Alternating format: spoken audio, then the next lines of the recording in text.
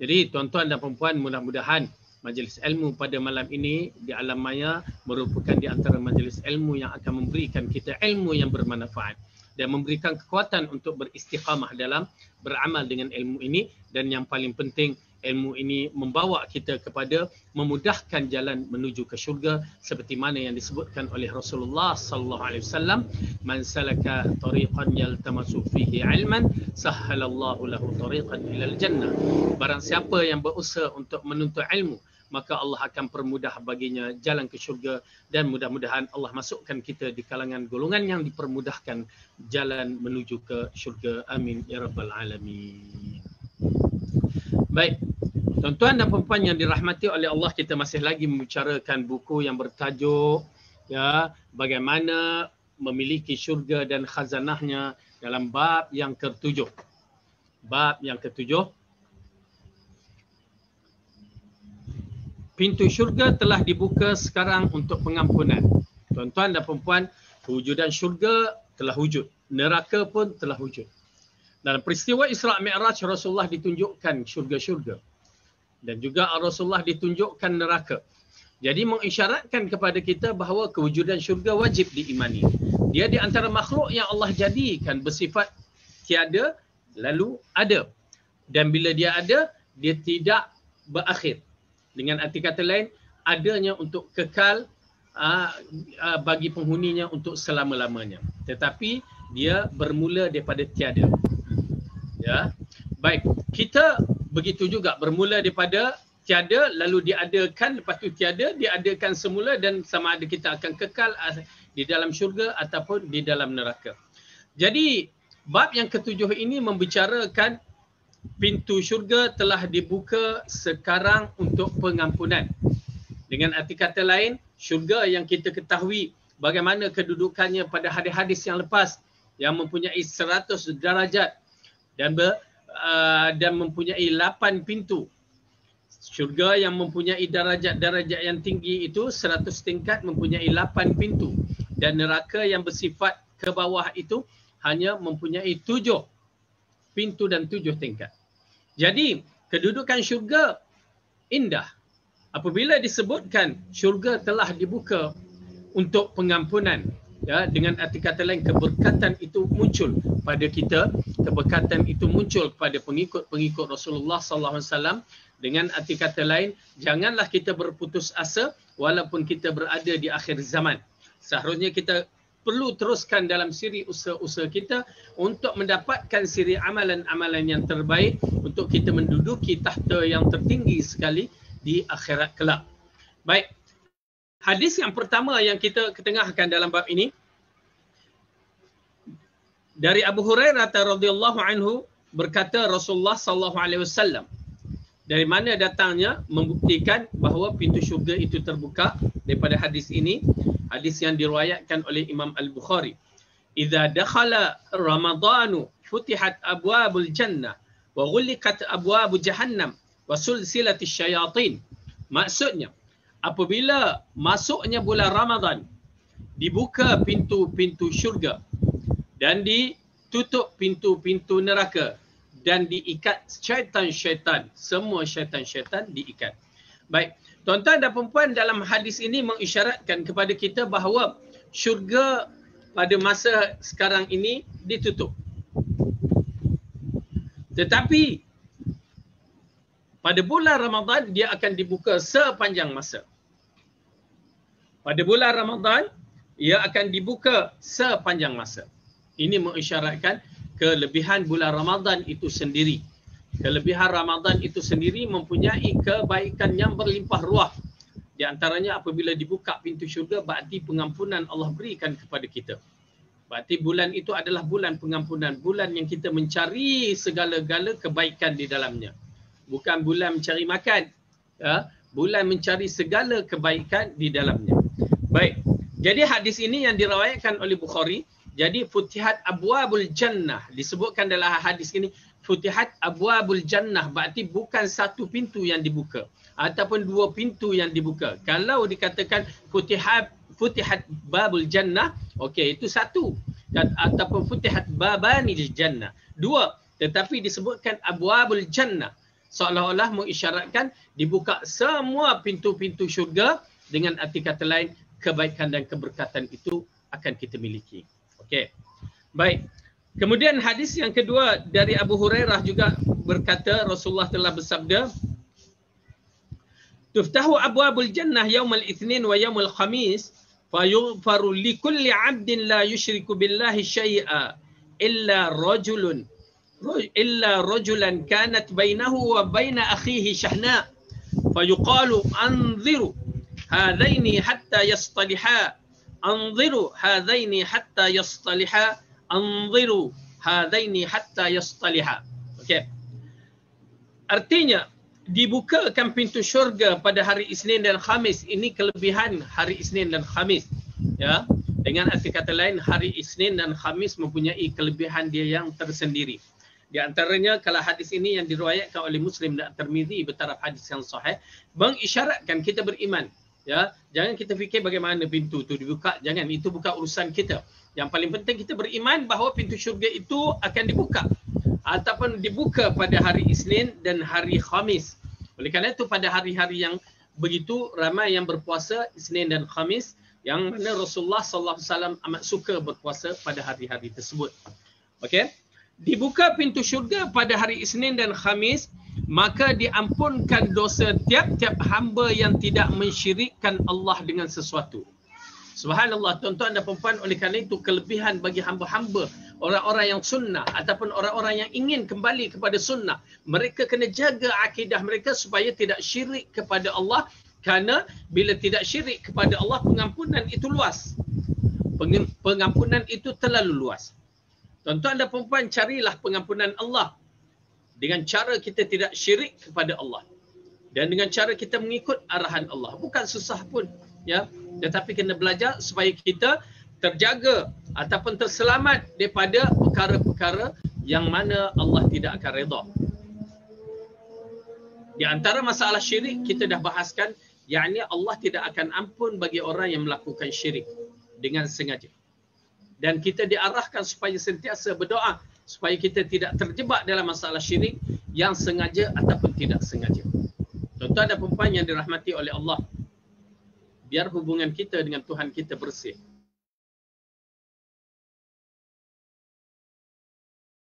Bersih. Maka hubungan kita dengan Allah bersih, dengan arti kata lain, jalan menuju ke syurga itu akan berlaku dengan mudahnya. Baik. Rasulullah SAW mengatakan dibukakan pintu syurga pada hari Isnin dan Khamis, maka diampunkan dosa tiap-tiap hamba yang tidak mensyirikkan Allah dengan sesuatu. Dengan arti kata lain, tiap-tiap hari Isnin dan Khamis itu terbuka pada kita pengampunan Allah secara sedar ataupun tidak sedar. Subhanallah, maha suci Allah. Selama ini kita tak sedar. Maka bila kita dah mempelajari melalui hadis yang diriwayatkan oleh Muslim dan At-Tirmizi ini, menyebabkan kita faham bahawa tiap-tiap hari Isnin dan Khamis itu pintu pengampunan dibuka untuk kita. Subhanallah, maha suci Allah. Okey. Kemudian apa dia? Melainkan seseorang itu di antara saudaranya ada perselisihan. Ya, oleh kerana itu dalam bab masalah ini, perselisihan antara sesama Muslim adalah satu benda yang berat. Bagi mereka yang hatinya ikhlas kepada Allah, maafkanlah sahabat-sahabat kita dari jauh ni. Ya, mungkin kita nak berbicara agak sukar, kita Allah ampunkan dia, ampunkan aku. Ya, itu yang terbaik. Jangan kita berdendam, jangan kita memaksakan diri kita untuk membenci sesama Muslim. Jika ada perselisihan memang akan berlaku, maka bersabar. Dan mohon ampun, ya Allah ampunkan aku, ampunkan dia. Allah maghfirli wa Allah maghfirlahu. Ya. Sebagai tanda keikhlasan kita, tidak ada perasaan benci sesama muslimin. Innamal mu'minuna ikhwatun fa aslihu baina akhawaykum. Sesungguhnya orang mukmin itu adalah bersaudara, maka islahkan di antara saudara itu. Baik. Kedua-duanya maka dikatakan, okey, melainkan seseorang itu di antara saudaranya ada perselisihan, maka dikatakan tunggu dulu sehingga kedua-duanya berbaik-baik.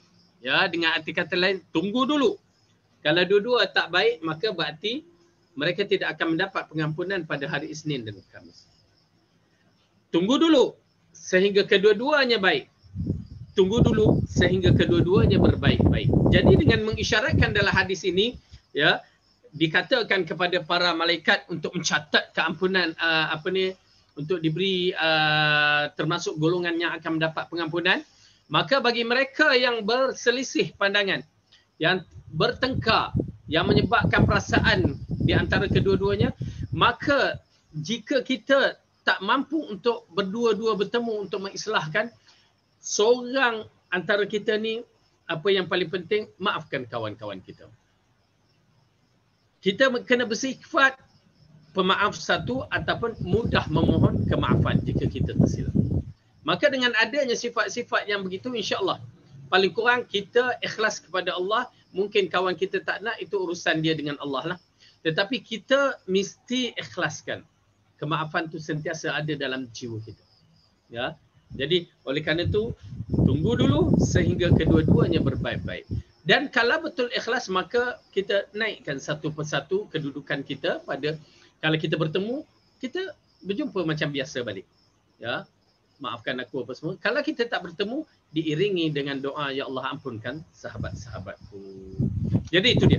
Dua perkara yang mengisyaratkan dan menceritakan bahawa kedudukan pintu syurga yang sudah terbuka pada tiap-tiap hari Isnin dan Khamis, dan juga pada bulan Ramadan seluruhnya.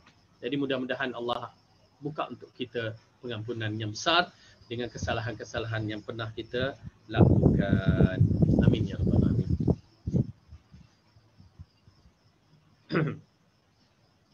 Bab yang ke-8, bagaimanakah untuk memasuki syurga melalui semua pintu atau salah satu pintunya? Okey. Ini ada perbahasan sedikit. Kenapa syurga yang Allah bentangkan ada 8 pintu syurga, dan di mana syurga-syurga itu, pintu-pintu syurga itu mempunyai nama-nama dia tersendiri. Seolah-olahnya mengisyaratkan kepada kita, kita kena bersiap dari sini, dari muka bumi ini, dengan amalan-amalan yang khusus untuk memiliki pintu-pintu syurga yang khusus. Dengan arti kata lain, bukan semua kita boleh masuk, ya, dengan bentuk VIP yang special, yang mana dipermudahkan untuk semua, itu memang kedudukannya yang tinggi. Okay. Kalau tidak, ada pintu-pintu yang mengikut amalan masing-masing. Tuan-tuan dan puan-puan, cuba kita fikirkan, ya, kalau kita nak masuk ke sesuatu tempat, ya, kita nak sangat masuk suatu tempat, tapi tempat tu jam, crowded dengan orang.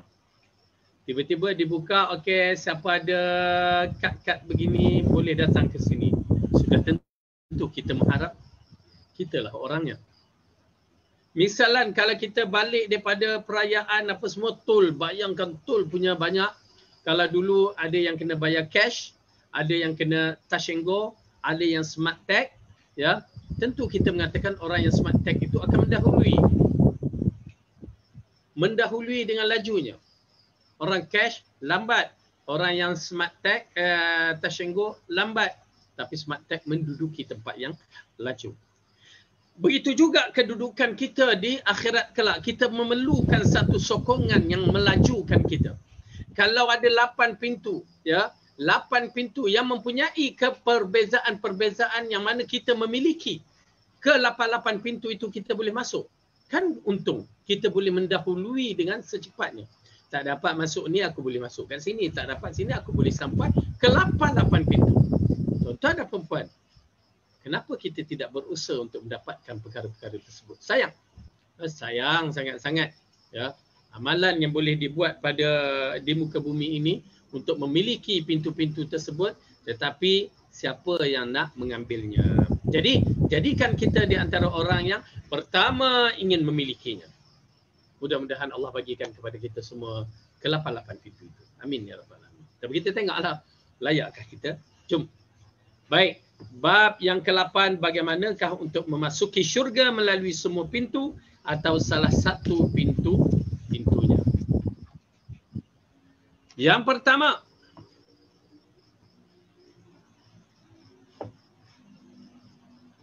sabar dan redha dengan kematian anak. Ya, ini di antara perkara yang sukar. Ya, perkara yang sukar, yang bukan sebarangan. Bukan sebarangan orang memiliki kesabaran bila berhadapan dengan kematian anak ataupun orang yang tersayang. Baik. Sabar dan redha dengan kematian anak. Daripada Utbah ibnu Abdis Sulami radhiyallahu anhu berkata, telah bersabda Rasulullah sallallahu alaihi wasallam, "Ma min muslimin yamutu lahu thalathatun minal walad lam yablughul hinath illa talqawhu min abwabil jannati thamaniyah min ayyaha sya'a dakhala." Maksudnya, tidak seorang pun dari kalangan orang muslim yang mempunyai 3 anak yang belum baligh lalu anak itu mati sebelum baligh, melainkan dia ditemukan dengannya pada 8 pintu syurga dan dia boleh masuk melalui pintu mana-mana yang disukainya. Subhanallah, tuan-tuan dan puan-puan, kelebihan orang yang mempunyai anak dan mempunyai banyak anak dan mereka meninggal sebelum waktu usia mereka baligh. Oleh kerana itu, kesabaran diperlukan. Dan tahniah kepada mereka yang telah menghadapi perkara itu dan bersabar. Mudah-mudahan Allah mempermudahkan segala urusan tuan dan puan. Dan kita pula yang memiliki, janganlah pula berharap kematian anak, na'udzubillah min zalik. Ya, tetapi mereka itu diuji. Macam baru ni semalam ya, kita mendapati seorang wanita yang terbabas di Sarawak sana, masuk dalam sungai, mati. Semua sekali mati. Subhanallah, besar pahala yang dimilikinya. Mati dalam lemas gharaq, dalam keadaan lemas, itu dah dikategorikan syahid kecil. Dan mati juga anak-anaknya yang masih kecil. La haula wala quwata illa. Ujian besar sebenarnya, tetapi mudah-mudahan baginya syurga. Ya, baginya syurga jika dia seorang yang beriman. Baik. Jadi dalam hadis ini mengisyaratkan kepada kita bahawa syarat di antaranya ialah bersabar suatu kematian 3 anak. Ya. Kematian 3 anak. Kemudian anak itu akan bertemu mereka di pintu syurga dan mereka boleh bawakan ibunya masuk mana-mana yang dia kehendaki. Mana-mana syurga yang dia, pintu syurga yang dia nak masuk, maka adalah dimudahkan. Ibu dan bapa lah ni yang dimaksudkan. Ya, alhamdulillah, jadi beruntung bagi mereka yang sabar dalam berhadapan dengan ujian-ujian yang begini. Ya, Allahumma ighfir lahum. Dari Ummu Sulaim radhiyallahu anhu berkata, satu hari suatu aku bersama Rasulullah sallallahu alaihi wasallam, lalu baginda bersabda, "Ya Ummu Sulaim, ma min muslimin yamutu lahum thalathatu awlad illa adkhalahum Allahul jannah bi fadli wa rahmatihi iyyahum." Qultu wa ithnain? Qala wa ithnain. Okay. Dari Ummu Sulaim, dia mengatakan bahawa satu hari Rasulullah sallallahu alaihi wasallam berbicara kepadaku lalu mengatakan, "Wahai Ummu Sulaim, barang siapa dari kalangan orang muslim yang mempunyai 3 anak yang belum baligh dari pasangan tersebut, lalu anak itu mati sebelum baligh, ya, melainkan syurga dan dia boleh masuk melalui pintu Allah Subhanahu Wa Taala, melalui mana-mana pintu Allah masukkan kedua ibu bapanya ke dalam syurga dengan kelebihan dan rahmatnya ke atas mereka." Lalu aku berkata, jika 2 anak bagaimana? Baginda sallallahu alaihi wasallam menjawab, walaupun 2 anak. Isyarat hadis yang pertama tadi kata 3. Tetapi hadis Ummu Sulaim ini, apabila Rasulullah mengatakan 3, dia bertanya bagaimana jika 2 orang anak mati? 2 orang pun serupa. Nampak tak? Ya, subhanallah. Pertanyaan Ummu Sulaim itu menyebabkan kita tahu bahawa ada berlaku sedikit kekurangan bilangan itu yang menyebabkan peluang lebih banyak kepada masyarakat. Tetapi kita akan tengok lagi, ya, daripada hadis yang berikut, ya. Dari Qurratul Madni dalam kisah kematian anak kecilnya dan takziah Nabi kepadanya, sehingga ucapan baginda sallallahu alaihi wasallam, "Wahai fulan, yang mana satu yang paling kamu suka? Kamu bersama sepanjang umurmu dengan anakmu, atau dia datang mendahului kamu di salah satu pintu syurga dan membuka untukmu pintu syurga tersebut?" Dia menjawab, "Bahkan aku suka dia mendahului aku dan membuka pintu syurga untukku." Baginda menjawab, "Bahkan ianya akan berlaku untukmu." Subhanallah, ya. Lelaki ini dari Qurratul Mazni dalam menceritakan kisah kematian anaknya. Anak dia. Ya, subhanallah. Nama seorang lelaki ni Qurratul Mazni. Dalam kisah kematian anaknya kecil, lalu Rasulullah datang ucapkan takziah. Sudah tentu bila kematian anak merupakan kesedihan buah hati, ya, kesedihan hati mereka, dan mereka bersifat sabar di bawahkan didikan Rasulullah sallallahu alaihi wasallam ini. Lalu Rasulullah mengatakan, wahai fulan, yang mana satu paling kamu suka? Dia membuatkan satu berita gembira kepada tuan empunya badan apabila mendengar berita itu. Kerana mereka apa? Kerana mereka beriman kepada kewujudan syurga. Kalau mereka tak beriman, lantaklah Rasulullah cakap macam mana pun, dia akan marah. Kamu tak rasa aku mati, aku kematian. Ya, dalam kisah Rasulullah menegur seorang wanita yang menangis di atas kubur. Sabarlah. Diam kamu, dia tegur. Dia tak perasan itu Rasulullah. Kamu tak tahu macam mana aku menderita. Perasaan aku ni sedih. Ya. Lalu Rasulullah biarkan kan. Subhanallah, tawaduknya Rasulullah sallallahu alaihi wasallam. Kalau ikutkan dia boleh tegur, kamu tahu dah aku siapa? Boleh Rasulullah tegur. Dia maki pula Rasulullah waktu tu. Tapi Rasulullah bersifat sebagai seorang yang mempunyai kebaikan, rahmat dia, sifat penyayangnya. Dia tidak tergopoh dalam bab tu, dia biarkan. Nah, oleh kerana itu tuan-tuan dan puan-puan, banyak benda yang perlu kita study, apa yang perlu kita lakukan, ya. Lepas kita tegur orang tak layan, orang maki, marah kita. Sabar. Sabar, dah keluar bahasa Perak dah, sabar. Sabar. Ya. Kerana kita menyampaikan, orang tak suka, lantak dia lah. Kita dah sampaikan, maka itu yang terbaik. Jangan pantai kita bergaduh, bertengkar sudahnya. Bergaduh, bertengkar di atas kubur, sudahnya salah seorang kita masuk kubur pula. Oleh kerana itu, ini di antara uslub dakwah Rasulullah SAW. Baik. Kamu bersama sepanjang umurmu dengan anakmu atau dia datang mendahului kamu di salah satu pintu syurga dan membuka untukmu pintu syurga tersebut. Bila lelaki ini mendengar apa yang Rasulullah kata tu, sudah tentu kita mengharapkan anak itu membuka pintu syurga. Sekarang anak tu dah mati, tak usahlah kita fikir nakkan balik. Ya, jangan kita kata oh aku nak balik hidup. Kita meratapi, tak guna dah mati dah. Dia tak akan kembali.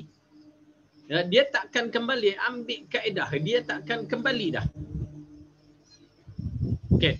Jadi bersabar itu lebih baik dan redha. Lalu dia menjawab, bahkan aku suka dia mendahului aku dan membuka pintu syurga untukku. Baginda menjawab, bahkan ianya akan berlaku untukmu.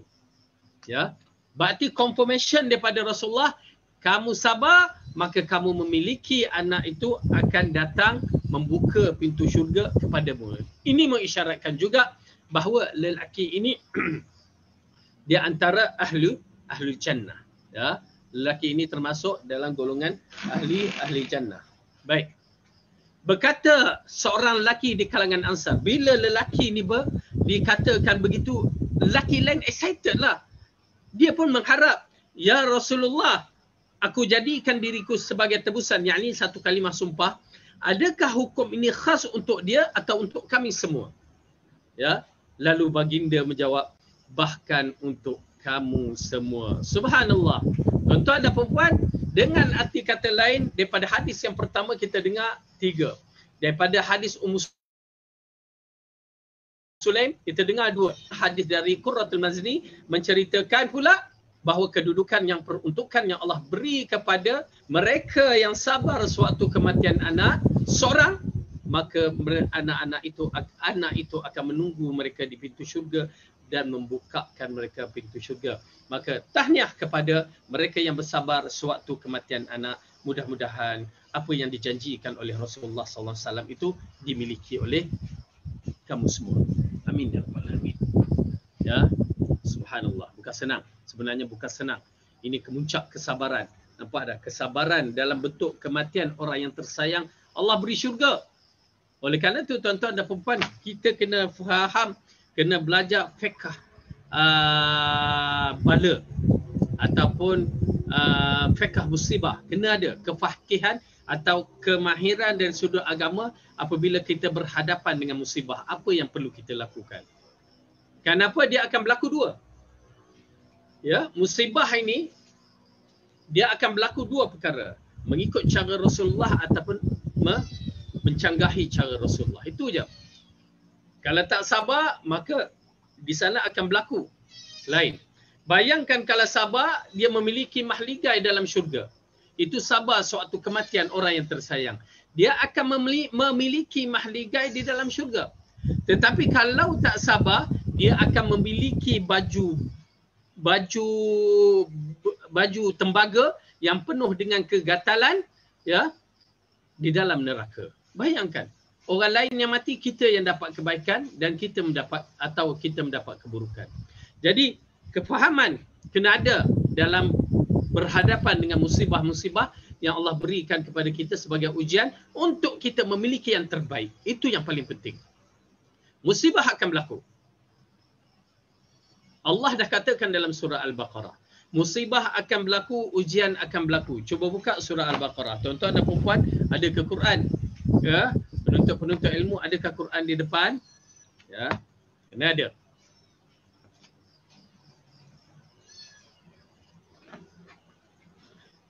Surah Baqarah, juzuk yang kedua. Ayat yang ke-155.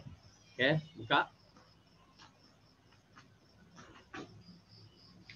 A'udzu billahi minasy syaithanir rajim. Ayat 155 muka surat 24. وَلَنَبْلُوَنَّكُمْ بِشَيْءٍ مِّنَ الْخَوْفِ وَالْجُوعِ وَنَقْصٍ مِّنَ الْأَمْوَالِ وَالْأَنفُسِ وَالثَّمَرَاتِ وَبَشِّرِ الصَّابِرِينَ.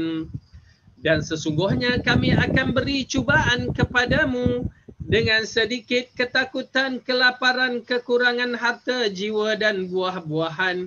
Dan berikanlah berita gembira kepada orang yang sabar. Okey. Ayat ni jelas mengisyaratkan kepada kita ujian-ujian yang Allah akan berikan ini wujud. Akan datang. Tak kira sama ada dari sudut apa juga ketakutan. Termasuk COVID-19 ni adalah termasuk dalam bab ketakutan.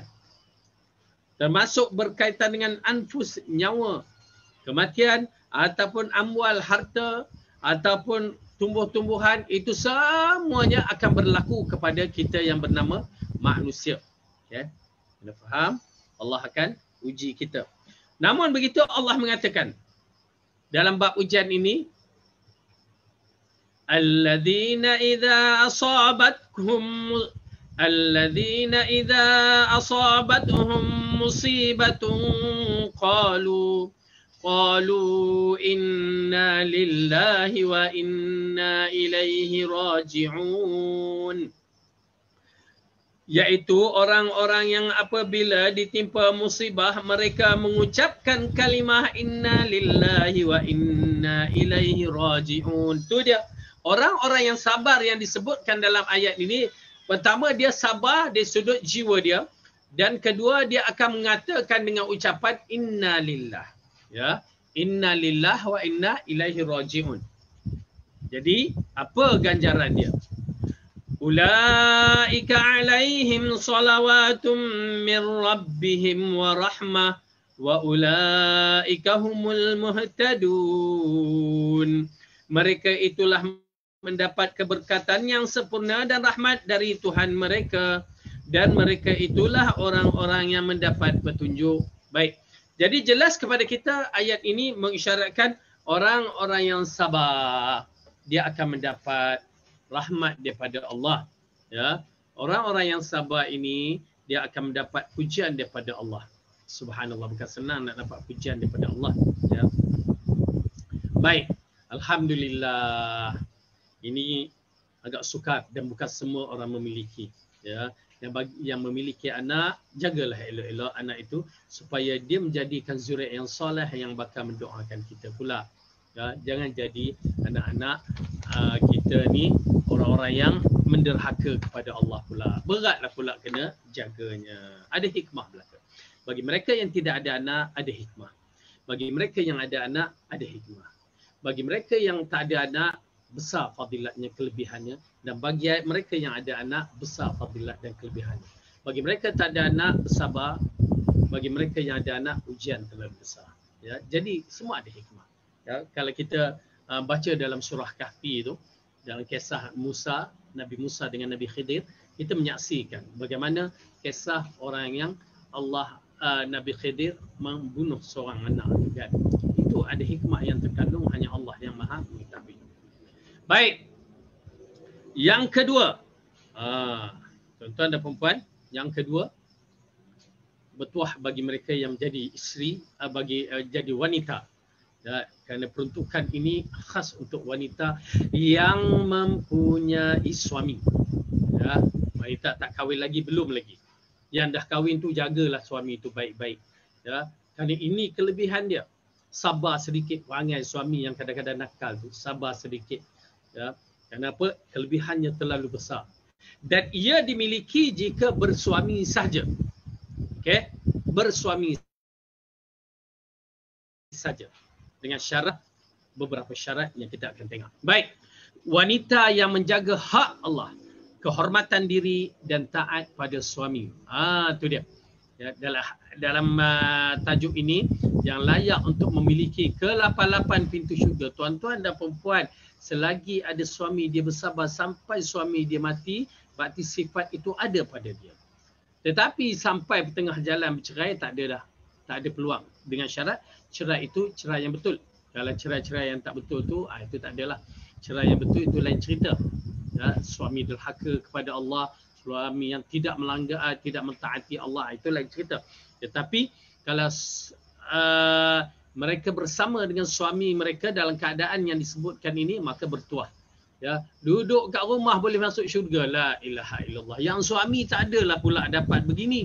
Ya, kalau alangkah indahnya jika tajuk lelaki yang menjaga hak Allah, kehormatan diri dan taat pada isteri. Oh, tak ada pula. Ya, yang ada wanita yang menjaga hak Allah, jaga kehormatan diri dan taat pada suami. Beruntung. Baik, kita lihat hadis dia daripada Utbah bin Abdul Sulami radhiyallahu anhu berkata, telah bersabda Rasulullah sallallahu alaihi wasallam, "Idza sallatil mar'atu khamsaha wa shamat syahraha wa hafizat farjaha wa ata'at zawjaha qila laha udkhulil jannata min ayyi abwabil jannati syi'ti." Masya-Allah. Hadis sahih yang diriwayatkan oleh Ibn Hibban dalam kitab Sahih Jami' As-Saghir wa Ziyadah. Baik, apa dia tu? Ustaz, apa terjemahan dia? Nanti dulu kita minum. Bismillah.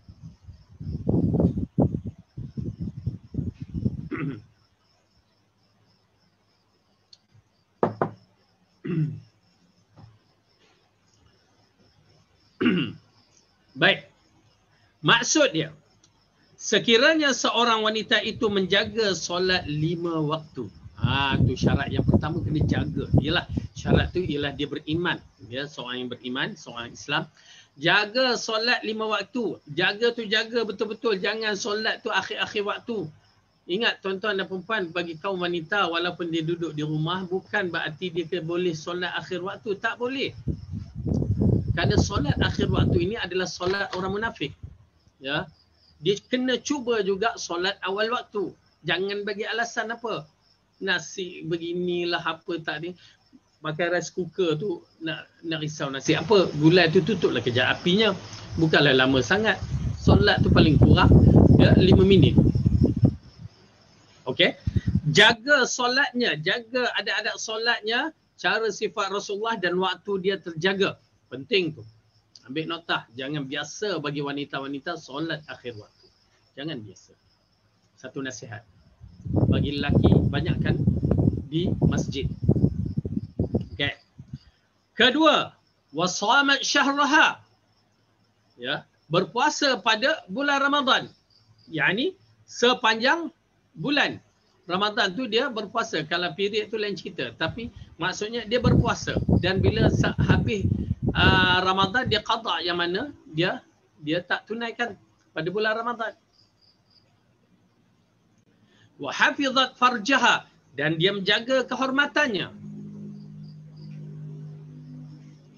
Wa ata'at zawjaha, dan dia mentaati suaminya.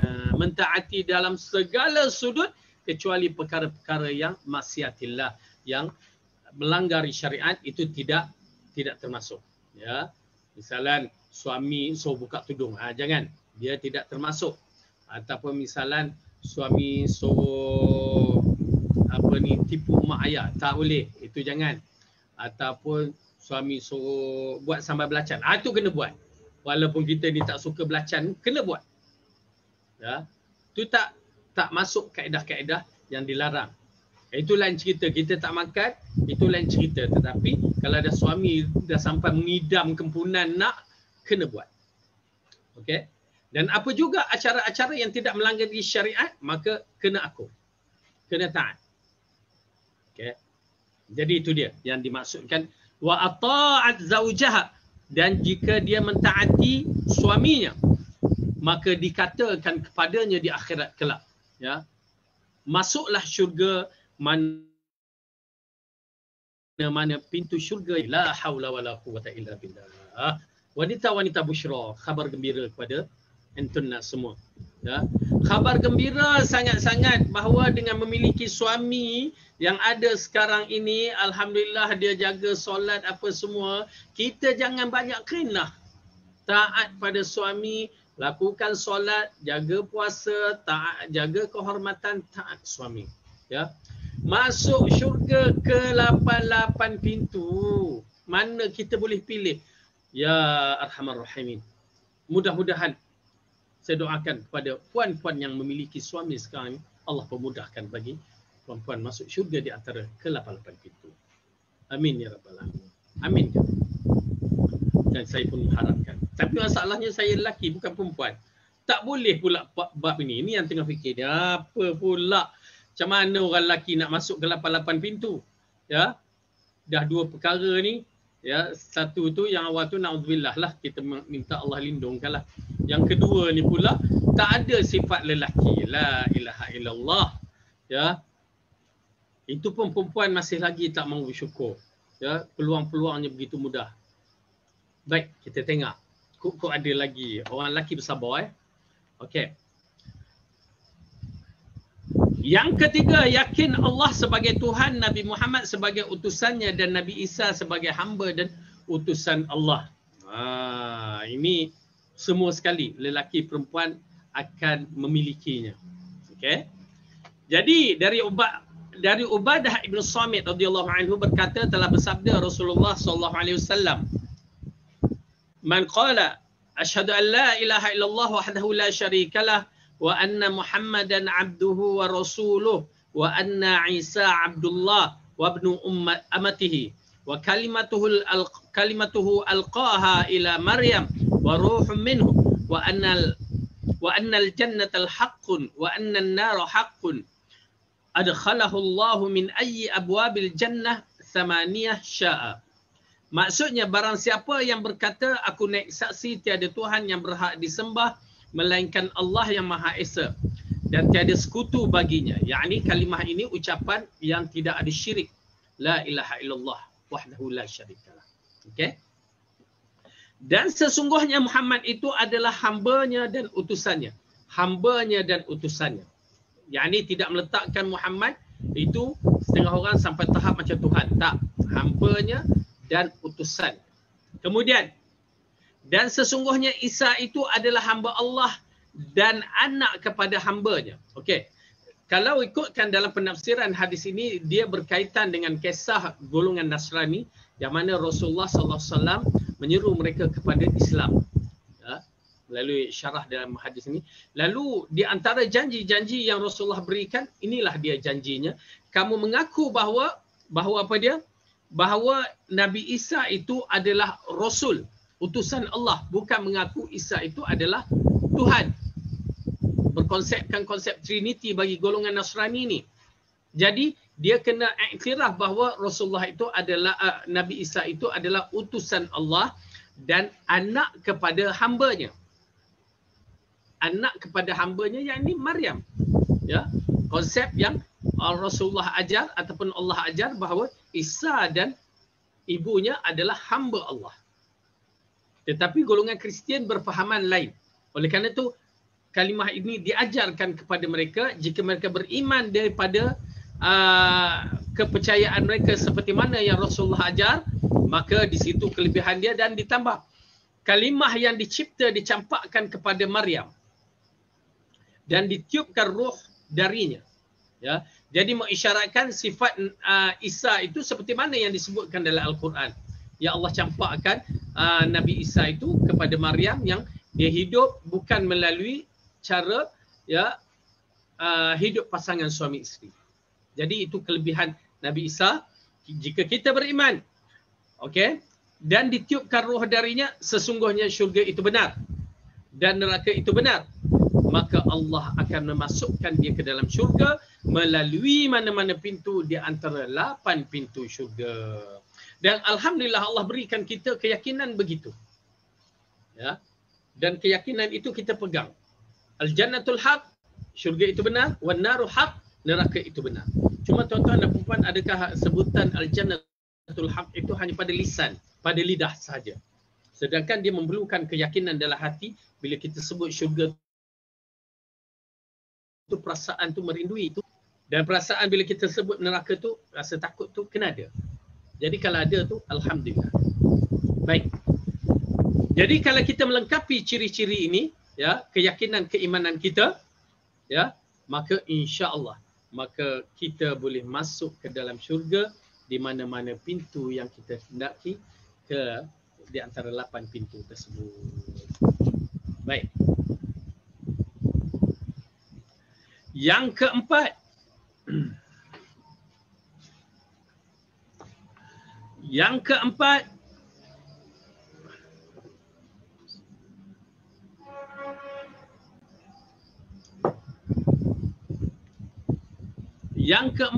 Ustaz, yang keempat cepatlah. Okey.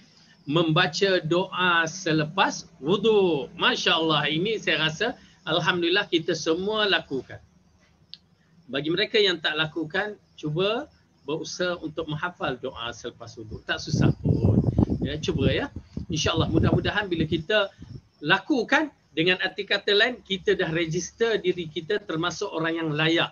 Tuan-tuan dan puan-puan senang, nampak tak?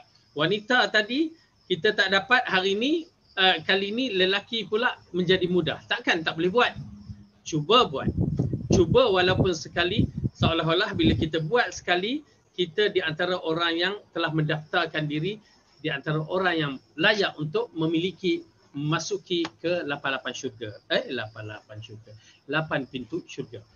Daripada Umar Al-Khattab radhiyallahu anhu berkata, telah bersabda Rasulullah sallallahu alaihi wasallam, "Ma minkum min ahadin yatawaddau fayablughul aw fayasbighu al-wudu'a thumma yaqulu ashhadu an la ilaha illallah wahdahu la syarikalah wa ashhadu anna Muhammadan abduhu wa rasuluh illa futihat lahu abwabul jannah thamaniyah yadkhulu min ayyuha syaa." Okay. Tidaklah seseorang itu bila dia menyempurnakan wuduk dengan baik kemudian dia berdoa. Okey, jadi tuan-tuan dan puan-puan, benda ni perlu diteliti. Setiap kalimah yang Rasulullah sebut itu bukan kosong. Bukan sekadar kita dengar, okey. Tak.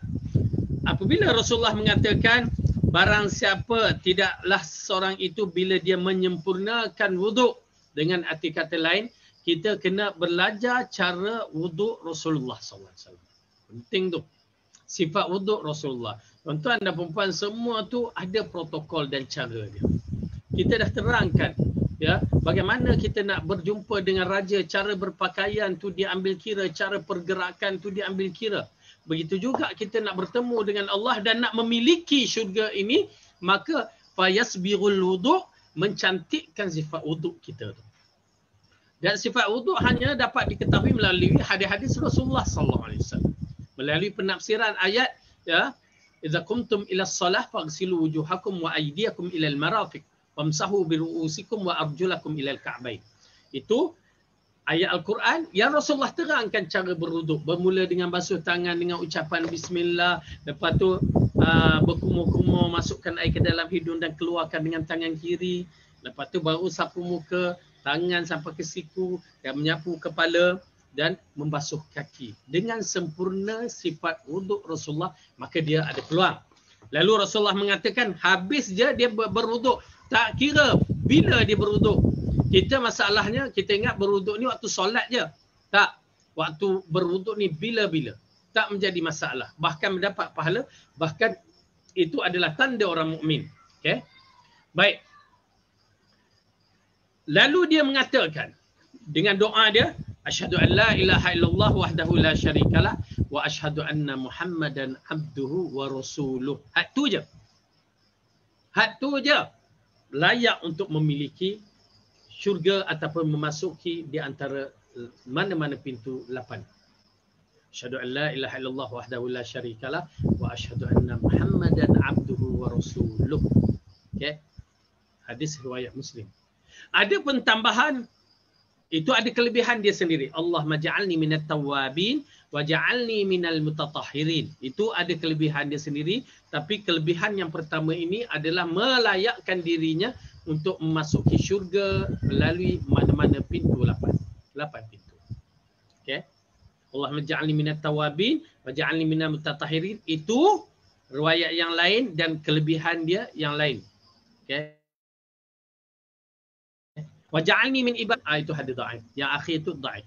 Ya, kita ambil had tu je. Asyhadu an la ilaha illallah wahdahu la syarikalah wa asyhadu anna Muhammadan abduhu wa rasuluh. Allahumma ja'alni minat tawwabin wa ja'alni minal mutatahhirin. Dah, had tu sahih. Adapun penambahan yang lain tu ada kedhaifan dia sedikit. Okey. Jadi insya-Allah tuan-tuan dan puan-puan beramal. Peluang bagi kita. Tiap-tiap hari kita baca doa lepas berwuduk. Tiap-tiap hari 5 kali kita berwuduk. Kalau kita tak melakukan solat-solat lain ataupun waktu sebelum tidur kita berwuduk lagi dan berbagai-bagai, lalu kita baca doa ini, peluang kita adalah cerah untuk memiliki di antara ke-8 pintu. Jadi alhamdulillah ini lelaki perempuan. Jadi lelaki jangan lepaskan. Pasal yang pertama tadi kita tak boleh buat, yang kedua, nombor 2 tadi kita tak boleh memilikinya. Jadi ini peluang bagi kita. Okey. Nak tahu lagi? Okey, sekarang kita tambah. Melakukan amalan wajib. Yang kelima, melakukan amalan wajib yang mempunyai pintu syurga yang tersendiri. Rupanya amalan-amalan wajib ini mempunyai pintu syurganya yang tersendiri. Okey, hadis yang panjang, saya baca terjemahan dia. Barang siapa yang menginfak sepasang, yakni seperti 2 ekor kuda, 2 ekor unta atau apa saja benda, sepasang, 2, untuk jihad fi sabilillah, maka dia akan dipanggil dari pintu-pintu syurga. Yakni pintu-pintu syurga, jihad fi sabilillah. Wahai hamba Allah, inilah yang terbaik. Okay. Jadi pintu jihad fi sabilillah. Yang pertama pintu jihad fi sabilillah. Okey, kira ya, kita ada 8 pintu. Yang pertama pintu jihad fi sabilillah. Kemudian barang siapa di kalangan orang yang melakukan solat, maka dia akan dipanggil melalui pintu solat. Ya, orang tu yang rajin melakukan solat. Solat wajib sudah tentu. Solat-solat sunat yang mempunyai kelebihan-kelebihan yang tersendiri, ya, solat qiyamul lail, solat witir, ya, itu semua solat-solat yang mana barang siapa di kalangan orang yang melakukan solat, maka dia akan dipanggil melalui babus solat, pintu solat. Ya. Malaikat akan ada di situ dan manggil siapa yang melakukan solat, siapa yang melakukan solat. Ya. Alhamdulillah jika kita melakukan solat. Berarti kalau kita seorang yang mujahid, tapi masalah kan di kategori orang yang jihad fi sabilillah. Ya.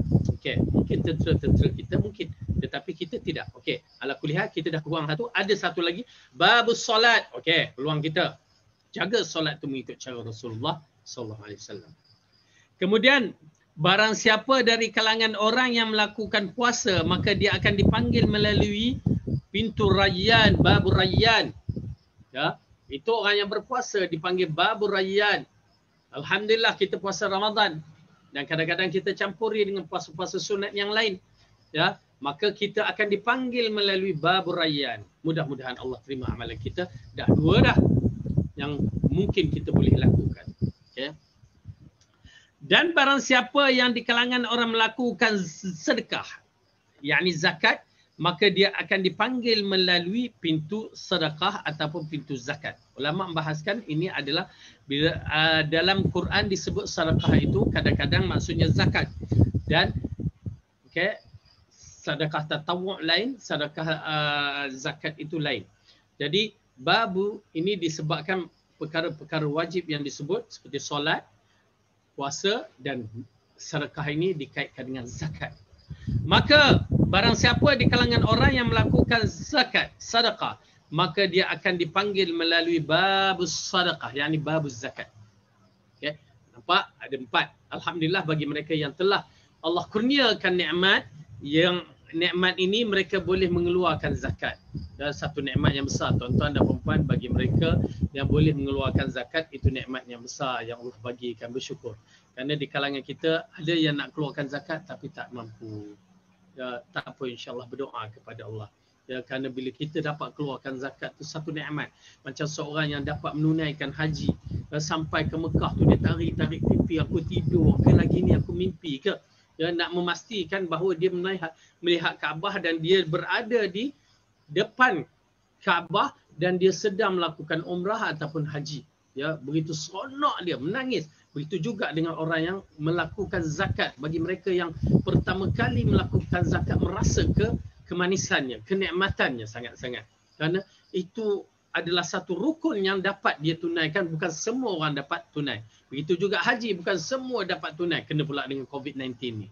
Tuan-tuan dan perempuan, tahu tak kita bahawa berapa ramai orang yang bersyukur di antara pakej yang MKM baru buat itu, berapa ramai yang bersyukur menceritakan alhamdulillah tahun yang sudah tu kami buat haji. Nasib baik mula plan nak tangguh. Kalau kami tangguh, jawabnya kami tak dapat buat haji. Dengan berlaku COVID yang begini, tak ada siapa yang boleh buat haji. Dia melainkan orang tertentu. Jadi ini di antara nikmat yang perlu kita bersyukur kepada Allah, ya, dengan cara yang betul, ya. Jadi dengan perkara yang 4 ini, kita melihat 4 pintu telah diceritakan. Babul jihad fi sabilillah, babus solah, babur rayyan, babus sadaqah. 4 pintu telah disebut. Berkata Abu Bakar, aku bertaruhkan ibu dan ayahku, yakni satu kalimah sumpah yang dibenarkan. Wahai Rasulullah, adakah perlu seseorang itu dipanggil pada tiap-tiap pintu? Dan adakah seorang itu akan dipanggil melalui semua pintu? Ya.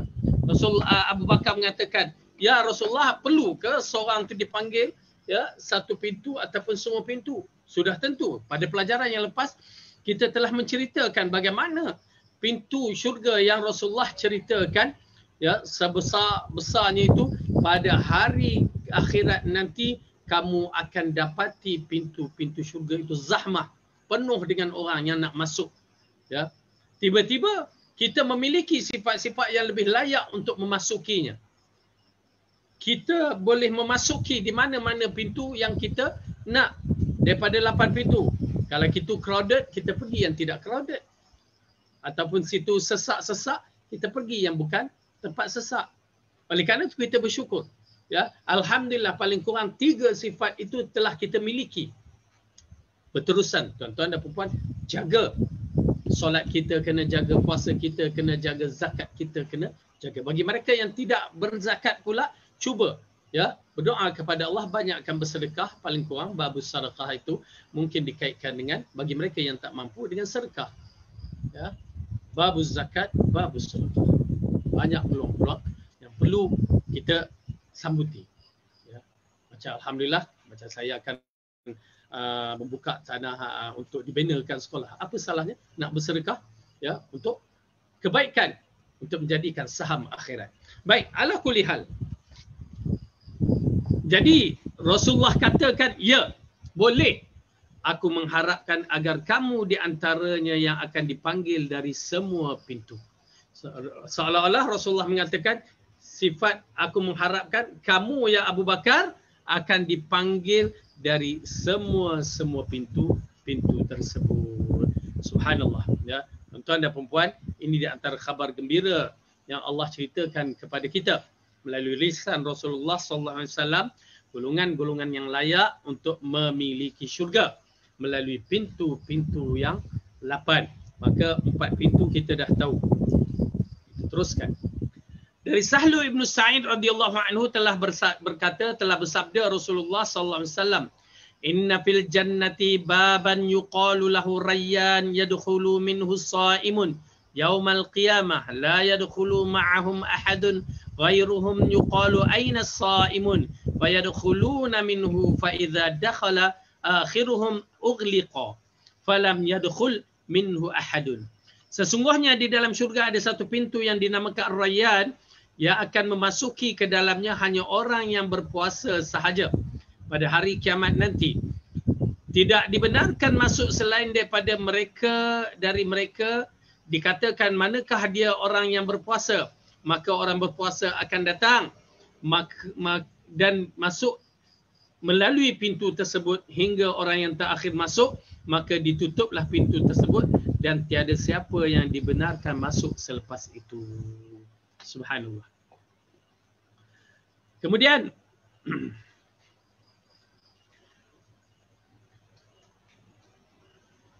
berapa? 4 pintu. Mana lagi? 4. Jadi tuan-tuan dan perempuan, lagi 4. Lagi 4, kita akan sambung pada pelajaran yang lepas. Pelajaran yang akan datang. Jadi yang paling penting dalam bab ini untuk membicarakan pintu-pintu tersebut, pertama kita beriman dengan kewujudan 8 pintu syurga, dan yang kita telah bicarakan pada pelajaran yang lepas bahawa di antara orang yang berhak untuk memiliki syurga, masuki mana-mana pintu syurga kepada mereka yang kematian anak walaupun seorang bersabar dan redha, Allah akan berikan kita masuk syurga dengan anak kita tu nanti. Ya, tahniah ucapkan. Dan yang kedua, kepada wanita-wanita yang solehah, yang menjaga kehormatan diri, yang menjaga hak-hak Allah, ya, maka dia menjaga kehormatan diri, menjaga solat dia, puasa dia dan mentaati suami, maka baginya pintu syurga 8 adalah hak dia. Dan yang ketiga, bagi orang yang mengucapkan kalimah tauhid dan membenarkan Isa itu hamba Allah dan membenarkan syurga dan neraka, maka baginya syurga. Dan yang keempat, orang yang membaca doa, ya, asyhadu an la ilaha illallah wahdahu la syarikalah wa asyhadu anna Muhammadan abduhu wa rasuluh. Cuba tuan-tuan dan perempuan, jika tak hafal, cuba hafal. Ya, cuba hafal. Kalau tak mau juga tarik telinga sendiri dan paksakan hafal. Kerana ini peluang yang kita miliki. Okey. Kemudian yang kelima, yang melakukan amalan-amalan wajib yang kita telah terangkan. Pertama, jihad fi sabilillah. Ya. Yang kedua, solat. Yang ketiga, puasa.